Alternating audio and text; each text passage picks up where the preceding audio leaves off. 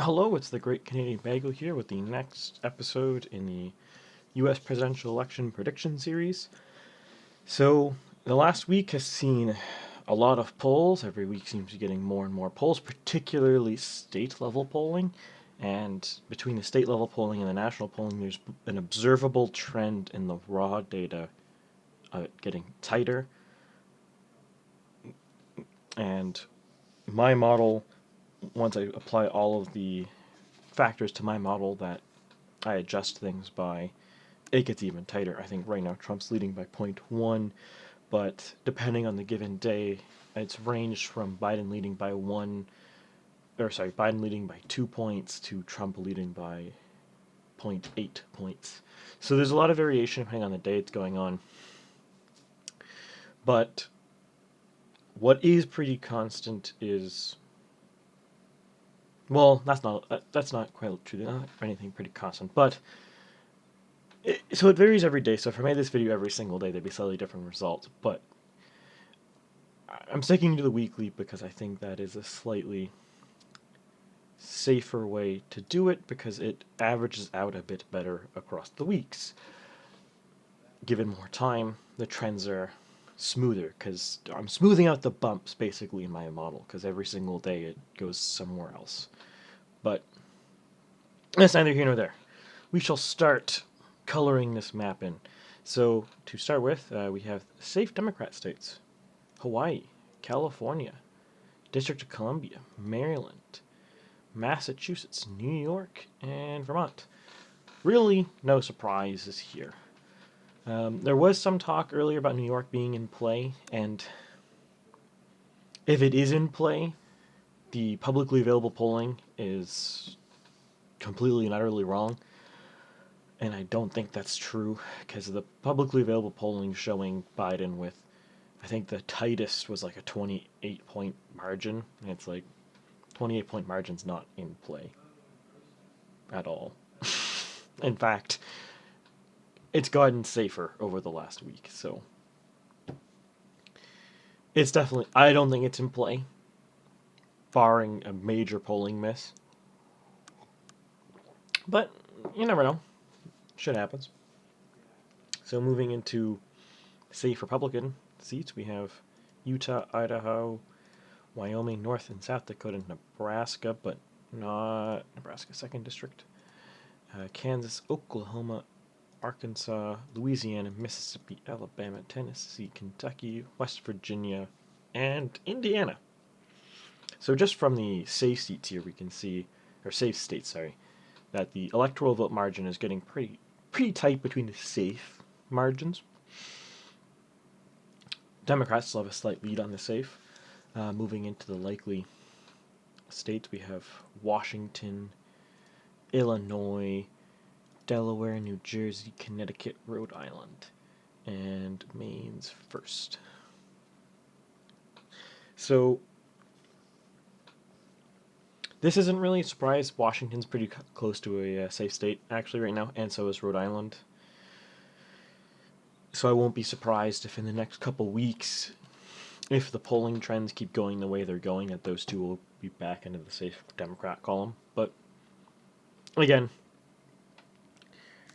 that is to see in the future. For now, this is what it's looking like. Not much a surprise.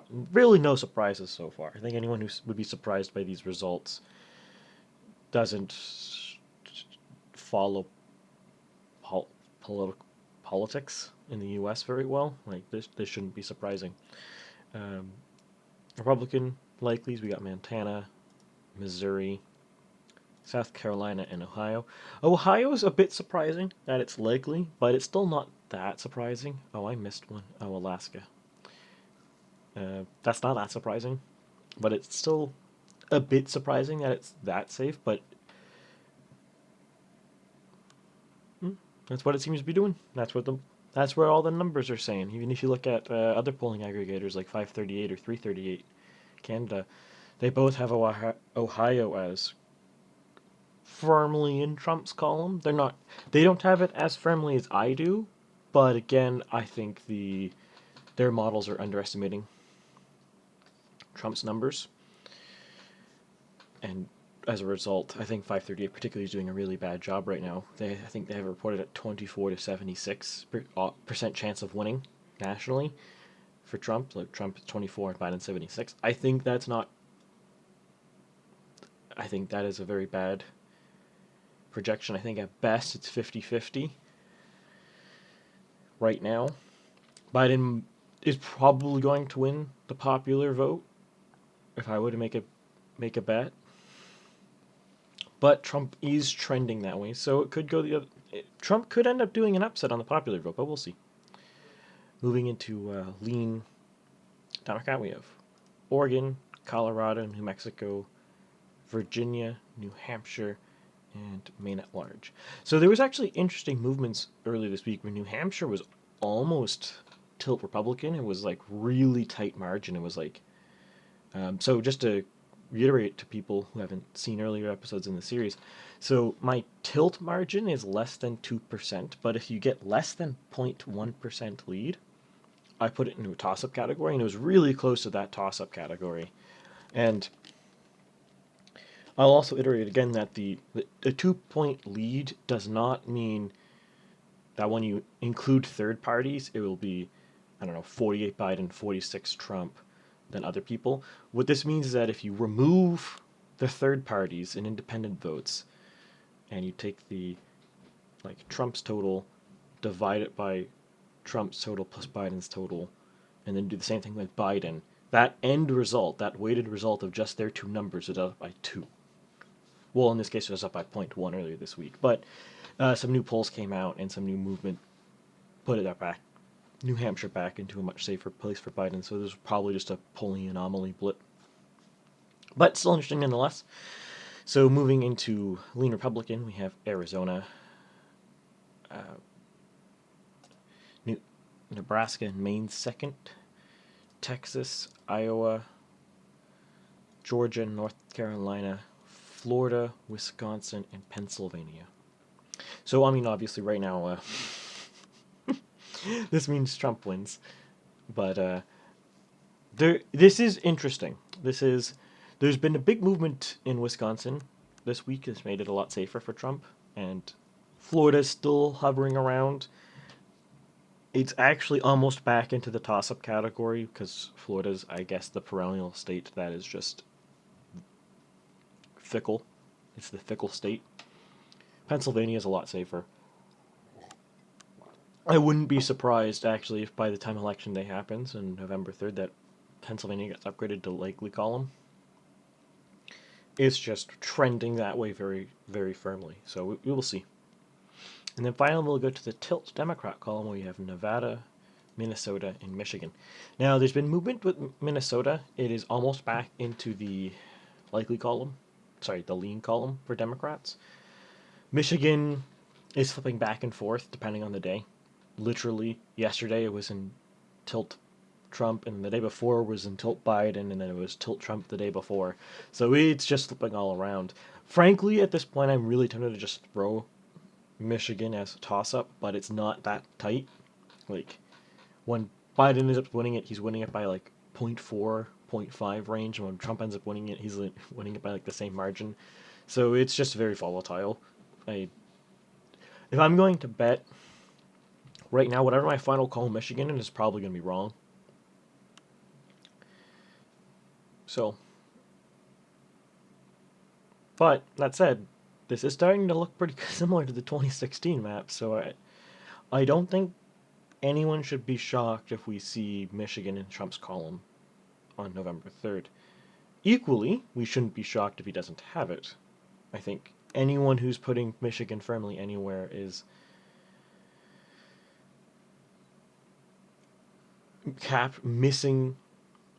is overestimating Biden, because I don't think anyone's putting it firmly in Trump's column. I think you're overestimating Biden, particularly the turnout. My model really doesn't think he's going to have good turnout on Election Day, which is one of the reasons why I'm more favorable to Trump, because I think Biden's turnout is going to be fairly low. It's just, I don't want to really get into the meat of the politics, but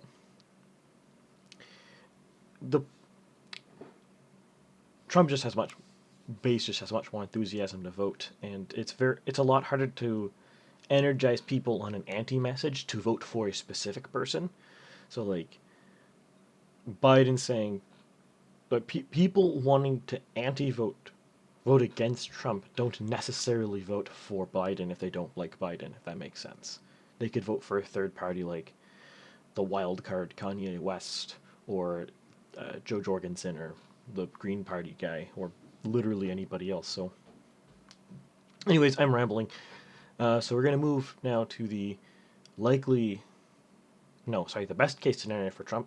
Now, before I go on to this, I should preface that both best case scenarios have gotten a lot tighter, and it's almost to the point where they're almost perfectly overlapping this scenario, but there's still difference, so I'm still going to show them. So moving to the best case for Trump. So really the only difference is the best case is New Hampshire, Michigan, Minnesota, and Nevada become more firmly in Trump's column. Colorado is just barely in Trump's column. New Mexico and Virginia barely Biden's. A few states like California, Connecticut, New Jersey, Delaware are less safe, and a few like Missouri and Alaska are more safe. Oh, and Georgia, North Carolina, and Texas, and Iowa are more safe for Trump. But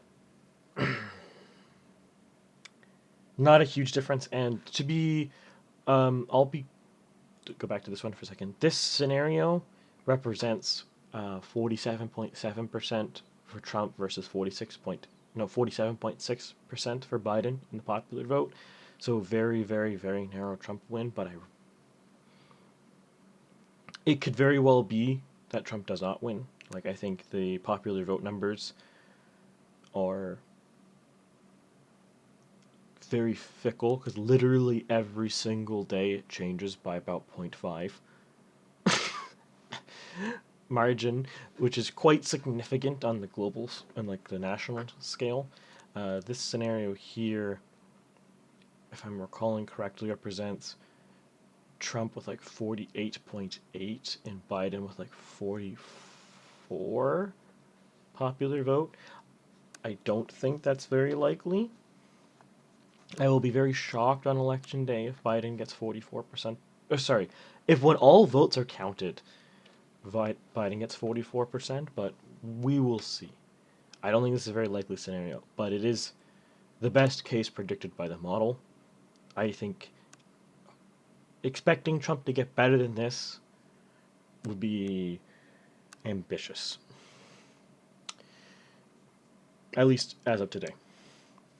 Now to move to the best case scenario for Biden. It's really bad. This is a really bad best case scenario. So first off, I'm not going to go over the differences between last week and this, but the notable thing is Pennsylvania and Arizona.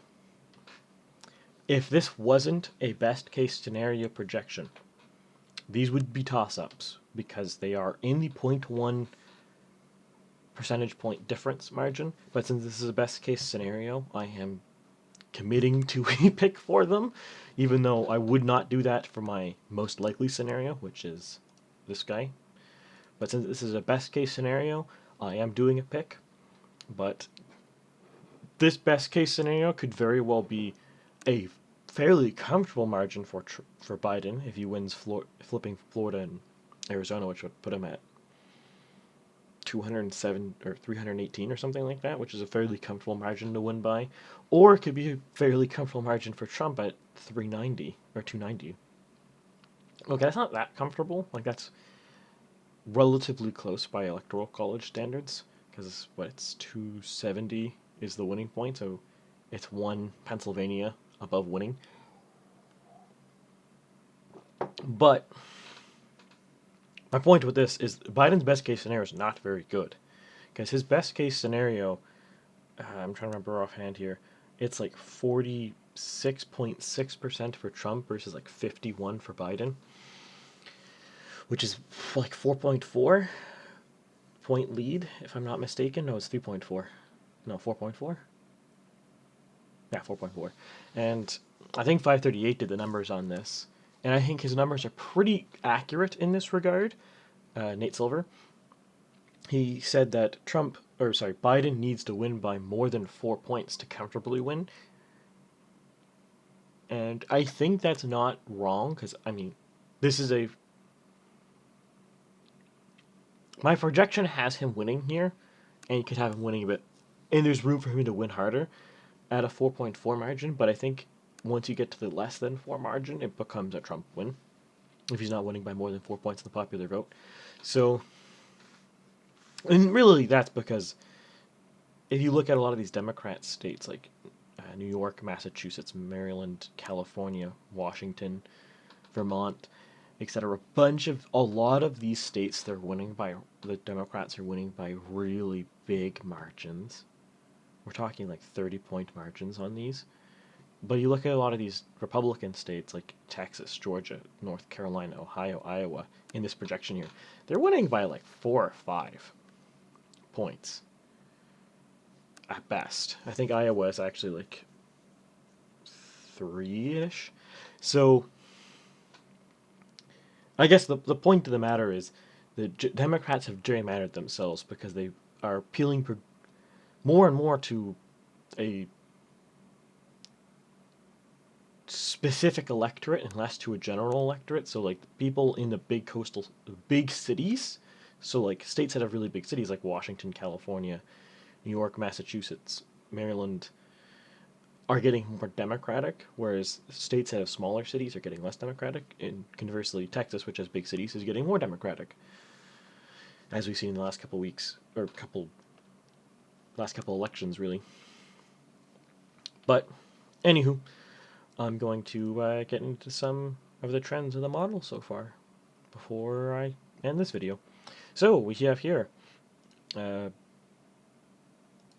we have what my model is predicting for popular vote. As you can see, start of the model, Biden had a big lead, but it's getting close, and now it's, since last week, roughly, like around here, it's really just been going back and forth. There was just one little bump here, though, which was interesting, but it's mostly just going back and forth on who's leading. And if we look here, down here at these, obviously keep in mind that since these ones are flagged yellow, these are future projections of my current model, not an actual return result. But this is what I mean when I say like the difference has been quite steep. So like on September 17th, it was today it's 0.1 Trump lead. Yesterday was a 0.5 Trump lead. The day before is 2.2 point Biden lead. Then it was 1.6. Then it was 0.3, 0.1, 0, etc. So it's very volatile. It is trending in Trump's favor, as you can see here. You can just look at this visually. It's trending in Trump's favor, but it's still very volatile. And it's September 17th, so there's 6 weeks, I think, before Election Day. So there's plenty of time for this to move. If you look at this chart here, which just kind of shows the polling trend, Trump still has a very strong margin, or very strong R-squared value, so there's still definitive, it's still clear that his numbers are going up in the polls. Biden's R-squared is irrelevant. Like, it's so low that is not meaningfully significant. I should note that Trump's is down from last week's update, his R-squared value, which all means his correlation goes down, which means, if that makes sense, the confidence that his trend is going up is going down, which means, for those of you who are not statistics nerds, that Trump may have hit his ceiling, if that makes sense. So it's very possible he's not going to go up much further, or it could just mean we've had a bunch of really bad polls for him, and he could continue rising. But I don't want to make a call either way because I don't have the data. But next week, hopefully, I'll have an update and I'll be able to comment if it looks like if his numbers have leveled out, or if he's continued to go up, because I think it'll be pretty clear next week. Because generally speaking, every week I get like 10 polls added to the model. So we'll see. But anywho, that's the video. I hope everyone enjoyed the video. If you liked it, please like, subscribe, share, ring that bell, so you see all the things, the notifications, the channel. like, share, subscribe. Please comment. I'll discuss anyone in the comments about like thoughts on the model or where I think things are going, especially some of the state-by-state trends. I can talk about them. I don't really talk about them in the video because I don't want to make the video too long, if that makes sense. If there's enough demand, I can make more state-by-state videos if people want, but I'm a fairly small channel, so I don't know if I have the audience for that, and at this point, this is more of a hobby than a full-time thing for me, so I don't really want to spend tons of time if no one wants to watch it. That's just a lot of work if no one's getting any enjoyment out of it. So yeah, hope you guys like the projection. I'm doing my best. I'm trying not to be biased here. Trying not to inject my own personal views. Just trying to report you the facts. But this is a great Canadian bagel. Off for this week. See y'all next week in the next projection.